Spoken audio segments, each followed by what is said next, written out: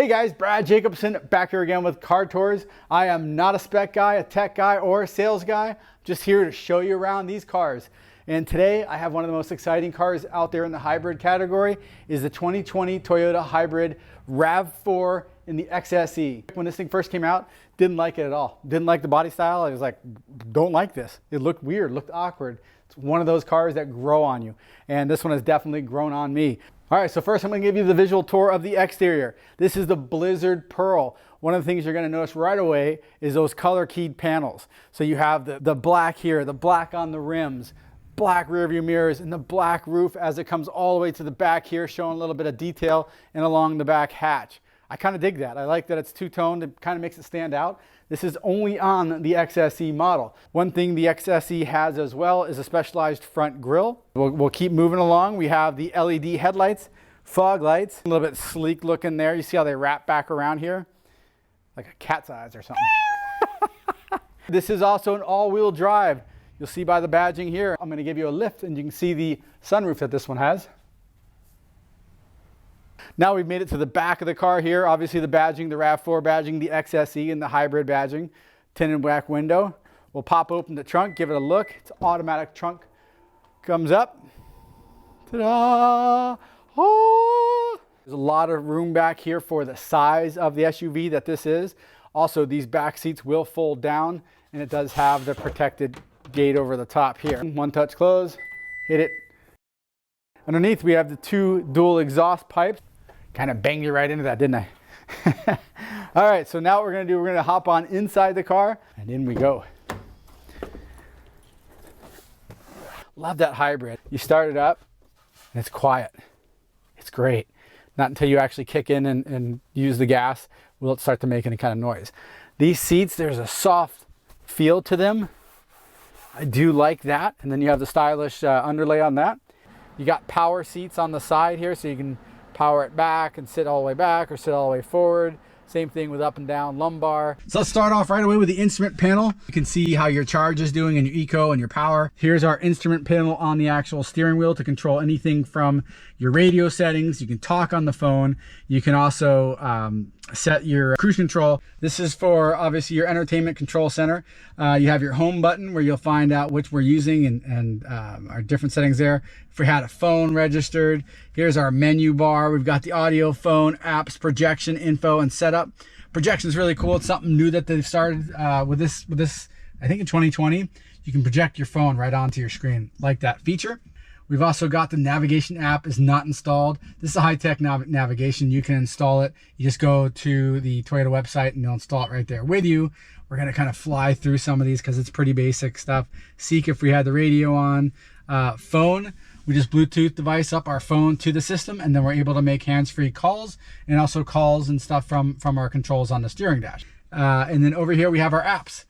We have our remote control, our notifications, and our Wi-Fi. You have a trial period and then you have to pay for it, but you can get in-car Wi-Fi right here. So no matter where you're driving, you'll have Wi-Fi set up. If you look at it, I'll show you from the back. It's kind of sleek, kind of narrow, stands out. 8-inch screen on there, works out pretty well.